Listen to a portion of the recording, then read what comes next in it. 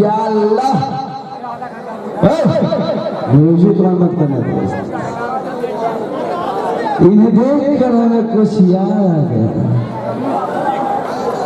मजाक नहीं, चांद म्यूजिकल एसोसिएशन ग्रुप का एक रिक्वायरमेंट है कि इन्हें देख कर कुछ याद आ गया। और हम अब अपने लिए नहीं, हम अपने भाई बंधुओं के लिए बोल रहे हैं कि खुदा इन हसीनाओं से बचाना। कम से कम 10 दिन भैया दूर रहो कि खुदा इन हसीनाओं से बचाना जो खुद को लाजवाब समझती हैं और गिरा के जुल्फ गालों पर हम जैसे लड़कों को बदनाम करती हैं ना भैया। लेकिन ये भूल गई कि लड़का भी वो बात बोलता है कि ना था किसी से प्यार मुझे और ना ही था किसी पे एतबार मुझे। ये आपकी ही अदाएं थी जिसने किया गिरफ्तार मुझे।